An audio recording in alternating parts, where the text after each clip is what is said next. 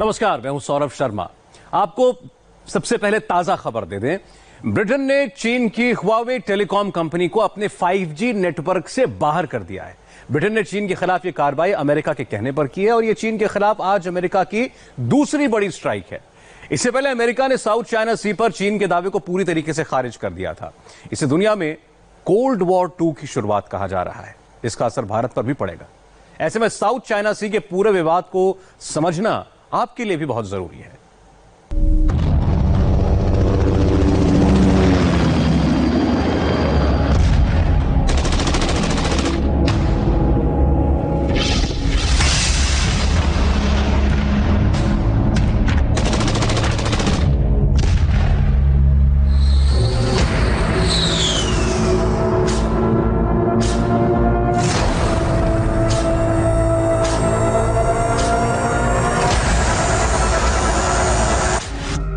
दुनिया दक्षिण चीन सागर को चीन का समुद्री साम्राज्य नहीं बनने देगी। अमेरिका अपने दक्षिण पूर्वी एशियाई साथी देशों के साथ मजबूती से खड़ा है। हम अपने साझेदार देशों के सभी अधिकारों, समुद्री संसाधनों की हिफाजत करने का वादा करते हैं। ये अधिकार उन्हें अंतर्राष्ट्रीय कानूनों से मिले हैं।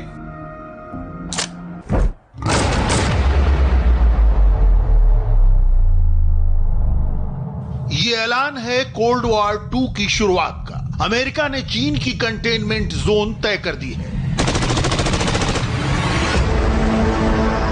जिनपिंग के साम्यवादी साम्राज्य की सीमा फिक्स हो गई है। दुनिया के सबसे शक्तिशाली देश अमेरिका ने कहा है कि दक्षिणी चीन सागर पर चीन का कोई हक नहीं बनता।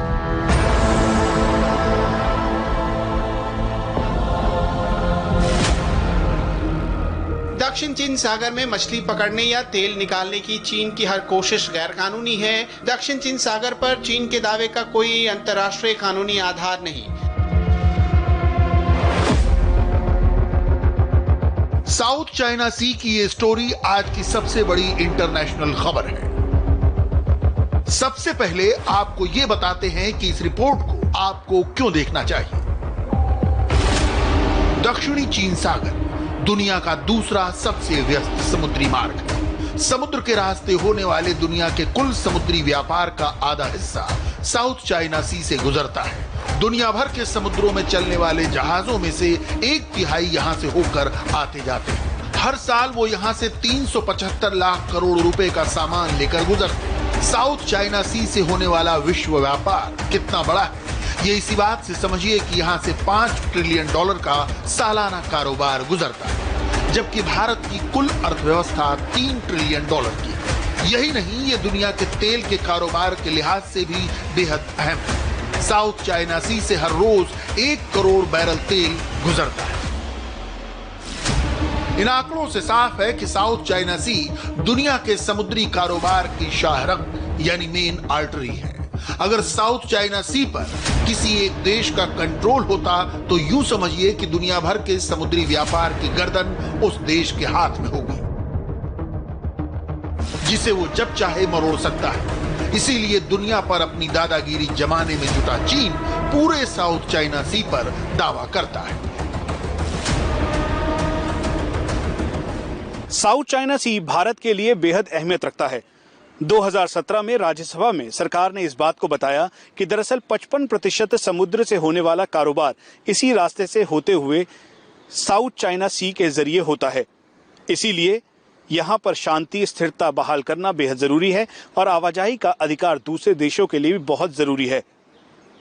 गौरतलब है कि साउथ चाइना सी में ही भारत वियतनाम के साथ मिलकर ऑयल एंड नेचुरल गैस के कई प्रोजेक्ट्स पर काम करता है। दक्षिणी चीन सागर की लड़ाई केवल समुद्री कारोबार की नहीं है, ये समंदर के भीतर छुपे खजाने की भी है। दक्षिणी चीन सागर के भीतर कच्चे तेल का बड़ा खजाना छुपा हुआ है। माना जाता है कि यहां समुद्र के भीतर 28 अरब बैरल तेल के भंडार हैं। इसके अलावा साउथ चाइना सी में 266 ट्रिलियन घन फुट नेचुरल गैस के भंडार हैं। इसके अलावा दक्षिणी चीन सागर में बड़ी तादाद में मछलियां और समुद्री जीव पाए जाते हैं, जो आसपास के देशों का पेट भरने का बड़ा संसाधन है।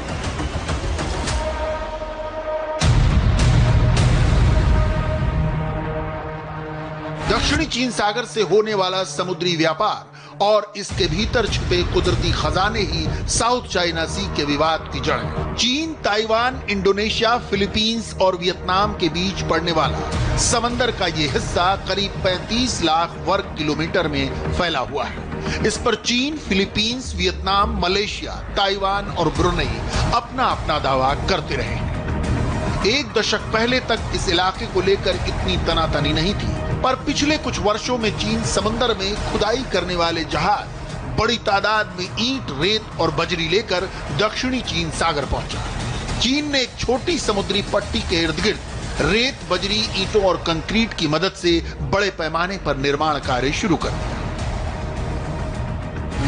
चीन की नौसेना ने पहले यहां एक आर्टिफिशियल द्वीप बनाया, फिर जल्द ही उस पर एक बंदरगाह बना लिया।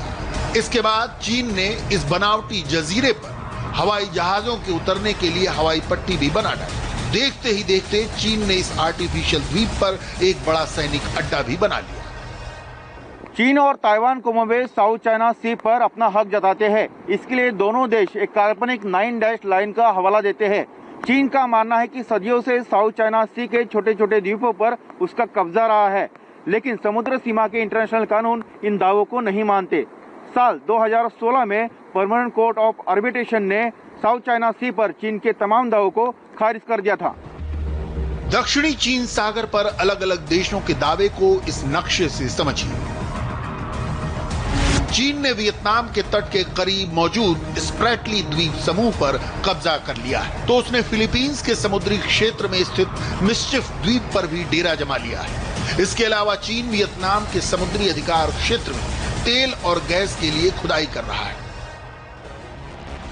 समुद्र में अकूत संसाधन होने के कारण हर देश अपनी समुद्री सीमा को बढ़ा चढ़ाकर पेश करता है, लेकिन चीन ने हर हद पार कर वो अपने समुद्री तट से हजारों मील दूर साउथ चाइना सी में उन द्वीपों पर अपना दावा कर रहा है जो वियतनाम, मलेशिया या फिलीपींस के बेहद करीब है। समुद्री सीमाएं तय करने का विवाद दरअसल सदियों पुराना है।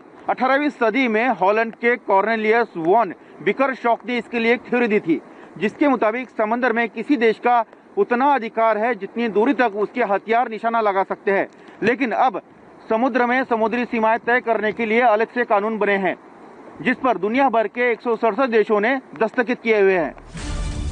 किसी भी क्षेत्र की समुद्री सीमा कितनी होगी, इसे तय करने के लिए UN convention of law of seas का सहारा लिया जाता है। UN convention of law of seas पर दुनिया के तमाम देशों ने 1973 से लेकर 1982 तक बातचीत की थी। करीब 9 साल की वार्ता के बाद समुद्री सीमा तय करने के इस अंतर्राष्ट्रीय कानून पर सहमति बनी। ये कानून 1994 में लागू हुआ और चीन ने भी 1996 में इस पर दस्तखत किए। ये कानून कहता है कि किसी भी देश के समुद्र तट से 200 समुद्री मील दूर तक का इलाका उसका एक्सक्लूसिव इकोनॉमिक जोन यानी EEZ होगा। इस इलाके में उपलब्ध कुदरती संसाधनों पर उस देश का ही कब्जा होगा। मतलब ये कि समुद्र तट से 200 समुद्री मील की दूरी तक के इलाके में कोई भी देश तेल या गैस के कुएं बना सकता है, मछलियां पकड़ सकता है और अन्य आर्थिक गतिविधियां चला सकता है। अगर कोई और देश इस इलाके में ये काम करता है तो ये उसका अवैध कब्जा कहा जाएगा। साउथ चाइना सी में चीन जबरदस्त अतिक्रमण अभियान चला रहा है। वो फिलीपींस और मलेशिया के समुद्री क्षेत्र में टापुओं पर कब्जा कर रहा है, तो वियतनाम की समुद्री सीमा में घुसकर तेल और गैस के कुएं बनाना चाहता है। हालांकि दावा उसका ये है कि वो समुद्र में अपना साम्राज्य विस्तार नहीं कर रहा। चीन का इरादा साउथ चाइना सी में समुद्री साम्राज्य स्थापित करने का बिल्कुल भी नहीं। हम आसपास के सभी देशों को बराबरी का दर्जा देते हैं। हम दक्षिणी चीन सागर में बस अपने अधिकारों और हितों का ख्याल रखते हैं, लेकिन किसी अन्य इलाके में दखल नहीं देते। जाहिर है झूठ बोलना ही चीन की सबसे बड़ी खासियत है। जिनपिंग की हुकूमत ने UN convention of law of seas का सम्मान करने से साफ इनकार तो नहीं किया, लेकिन वो उसका पालन करने को भी तैयार नहीं। समुद्री सीमा का ये कानून चीन के विस्तारवाद सोच को रोक रहा है और यही वजह है कि चीन पूरी तरह से बौखलाया हुआ है। चीन की विस्तारवादी और अतिक्रमण करने वाली नीति, जो कि शी जिनपिंग के नेतृत्व में ना कोई नियम मानती है ना कोई कानून, लेकिन उसके बावजूद भी 2016 में परमानेंट कोर्ट ऑफ आर्बिट्रेशन के किसी भी फैसले को चीन मानने से इनकार कर रहा है। इसीलिए अब अमेरिका चीन की इस दादागिरी को पूरी तरह से खत्म करना चाहता है और चीन के सामने अमेरिका खड़ा है।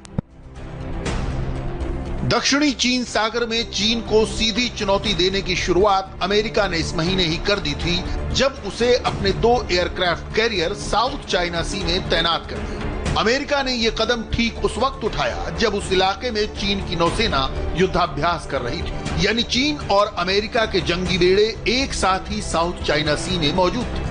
अमेरिका ने अपने 2 सबसे ताकतवर एयरक्राफ्ट कैरियर यूएसएस निमित्ज और यूएसएस रोनाल्ड रेगन के साथ कई और जंगी जहाज भी फिलीपींस के पास तैनात कर दिए।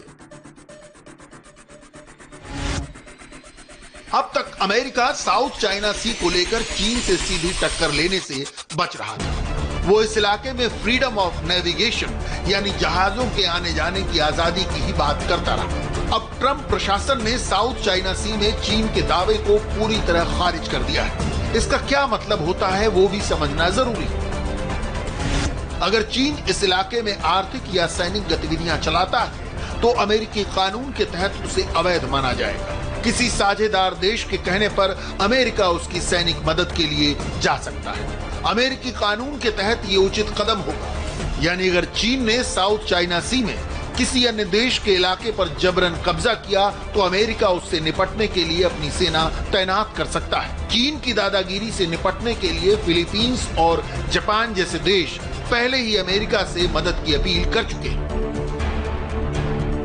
अमेरिका के रुख में इस बदलाव से चीन से परेशान देश बहुत खुश हुए। ताइवान, फिलीपींस और जापान ने खुलकर अमेरिका के ऐलान का स्वागत किया है और चीन से कहा है कि वो समुद्री सीमा के कानून का सम्मान करे। हमारा मानना है कि अमेरिका ने इस ऐलान से पूरे इलाके में शांति और अस्थिरता के प्रति अपना वादा निभाया है। ये इसलिए जरूरी है क्योंकि क्षेत्रीय सुरक्षा का माहौल खराब हो रहा है। हम अमेरिका की इस घोषणा का पूरा समर्थन करते हैं। चीन के खिलाफ अमेरिका के इस ऐलान का भारत को भी बहुत फायदा होगा, क्योंकि भारत का आधे से ज्यादा समुद्री व्यापार साउथ चाइना सी से ही होकर गुजरता है। साउथ चाइना सी की सुरक्षा के लिए भारत एक और बड़ा कदम उठाने जा रहा है।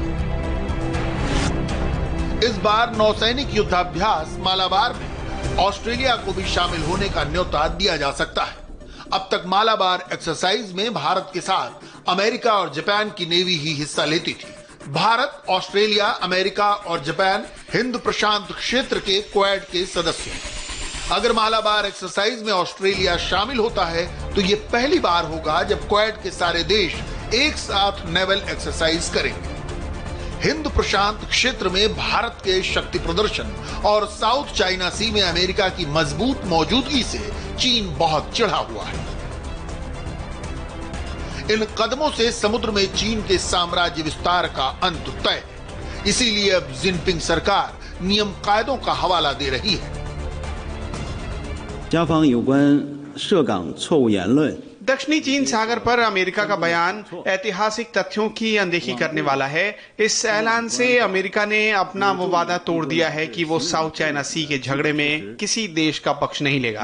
अमेरिका का फैसला अंतर्राष्ट्रीय कानून के खिलाफ है। इससे समुद्री सीमा के विवाद खड़े होंगे और क्षेत्रीय शांति और अस्थिरता खतरे में पड़ जाएगी।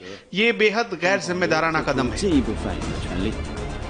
चीन का ये बयान बताता है कि अमेरिका का तीर बिल्कुल निशाने पर लगा है।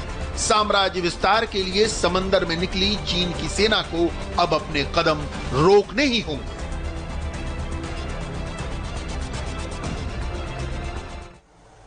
और अब जो खबर